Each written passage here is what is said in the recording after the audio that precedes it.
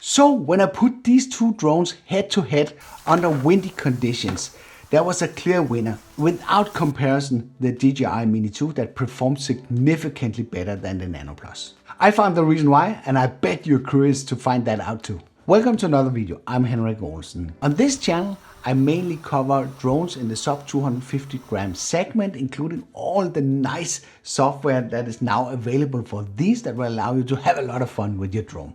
So feel free to check out some of the more than 800 videos that I've published here on the channel. If you find something of interest, then consider giving the video a like and maybe even consider becoming a subscriber so you don't miss out on future content.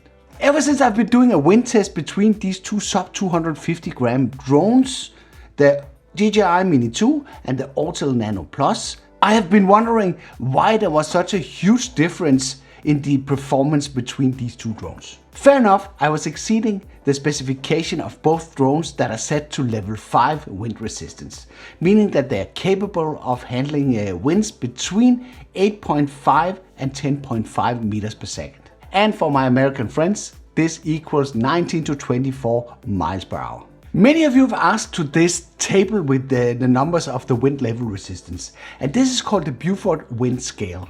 And I will make sure to leave a link for you in the description below. So putting these two drones head to head showed a significant difference in the performance, where the Autel Nano Plus was starting to run into problems around 30 to 35 meters, where the Mini 2 was handling the wind like a champ in 100 meters, where the wind was in a crazy level, handling wind speeds up to 31 miles per hour, handling gusts up to 48. I couldn't fly it around very much at the time, but it was keeping its position.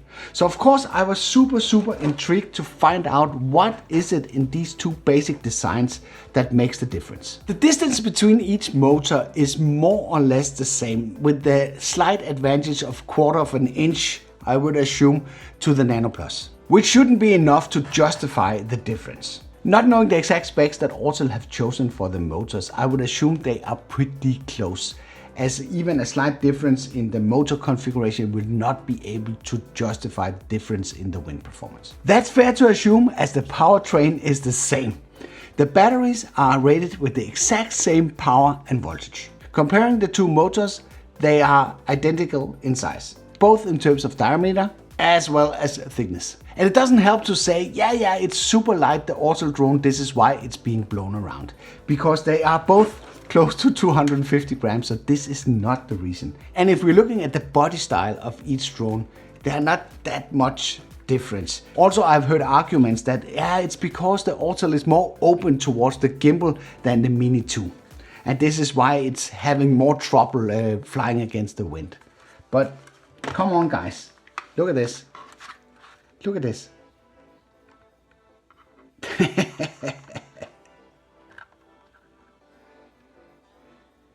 This is also not enough to justify the difference.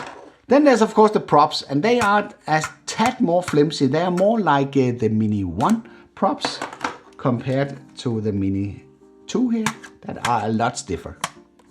If we take a closer look at the fine print on the Mini 2 props, we would see that they are labeled 4726. I will explain what these numbers mean shortly. If we do the same exercise on the Nano Plus, we will be able to read that these are 5023. This is a standardized way to label the props, and that will tell you something about the performance. So the first digit, that is the diameter of the props. So if I sort of unfold those here and rotate them, they will draw a circle around here, and this number represents the diameter of this circle. The next number is the pitch of the wing, so it's how much it's angled.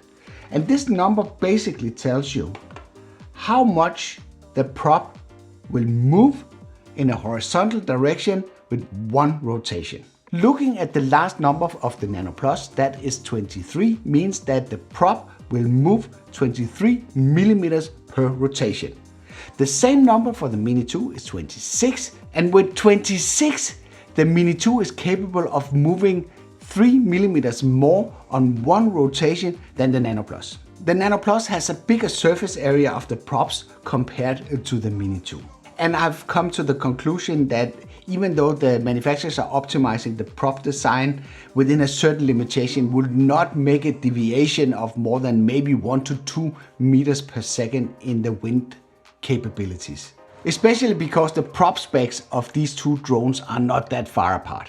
So you could argue that all these things combined would make the difference, but still the gap between the performance of around 30 to 35 meters up to 100 meters at a much stronger wind is not enough to be justified with these differences. So it's not the motors that are making the differences, it's not the props that are making the differences, it's not the aerodynamic design of the drone that makes the difference, it's not the weight that makes the difference, it's not the projected surface areas of each drone that does the difference.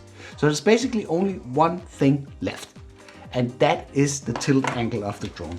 When a drone flies into the wind and you have to fight the wind, it needs to tilt, basically, to be able to do a good job fighting the wind.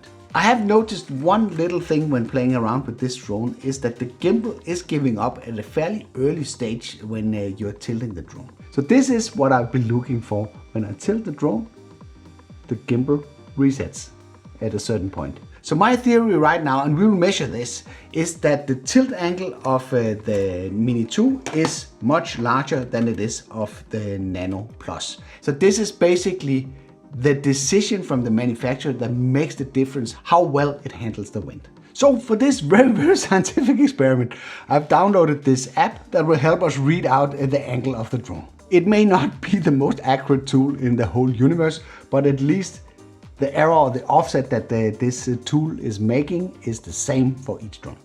So let's give it a go with the Nano Plus. And I have of course made sure that it is put into sport mode so we get the maximum tilt angle. I'm trying to keep it as straight as possible and look for when the gimbal resets. There, 30 degrees. Let's just try one more. There it goes. So in this unscientific experiment, the max tilt angle is around 28 to 30 degrees.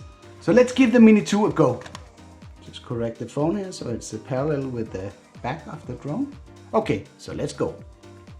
We tilt it.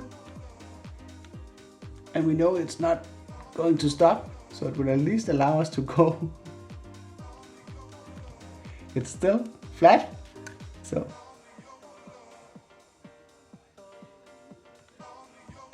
you'll see that it operates very nicely. So I can tilt it to 40 and the Mini 2 will still have a clear line of sight. So if we stack them on top of each other and then we tilt, you can see that the gimbal gives up on the Autel at this point where the Mini 2 continues. So the difference is very easy to spot. So this is not by any means a scientific test, but at least it shows there is a clear difference between the tilt angle that is possible with the drone. And this is primarily caused by the gimbal resets on the Autel Evo. I can feel that there is a mechanical stop up here, and that will of course set certain limitations to how high you can get the tilt angle with this drone. So I would say, unless you are proving me absolutely wrong in the comments below, that the tilt angle of the aircraft, that is sort of what makes the difference for the Mini 2's capabilities of being really strong in high winds. Do you agree or do you disagree? So my suspicion is actually being confirmed digging into the datasheet of each drone. If we look at the Nano Plus, we will see that the maximum tilt angle is 33 degrees in sport mode and 25 degrees in standard and smooth. If we dig out the same numbers for the Mini 2, we would see the maximum tilt angle is 40 degrees when the drone is in sport mode, and the angle is equal to the Nano Plus, 25 degrees when it's flying in normal and cine mode. We didn't get the exact number stated in the datasheet, but it kind of confirms that there is an angle difference between the Nano Plus and the Mini 2. But there's a small caveat, and that's the asterisk behind the normal and the cine mode that says it's capable of utilizing a 40-degree tilt angle in strong winds. And that basically means that it has an extra gear that it can kick in if it's getting squeezed. So what does this actually mean? This means that if you're flying the DJI Mini 2 in strong winds, you don't need to care about the flight mode that you have chosen, because the drone is capable of using the 40-degree tilt angle to fight the wind, regardless of the flight mode. It might hurt your recordings, but at least you'll be able to get the drone back home safe. For the Nano Plus to be able to do something similar, you have to kick it into sport mode to fight the wind to get it back. This is a pro tip that's very useful to know. But even though you kick the Nano Plus into sport mode, it will not be as strong as the Mini 2 because of the obvious reasons stated in this video. So these are the max tilt angles for the original Mavic Mini as a reference. The previous owner, you might recall that the wind resistance was only level 4 and this was struggling too, fighting strong winds. That's a super interesting experiment. As it is right now, when I'm going out flying and it's windy outside, I usually bring this one. But I'm still super fond of my Nano Plus, no doubt about that. It has a really good camera and the low light performance is really superior on that one compared to the Mini 2. So I will keep flying this one, that's for sure.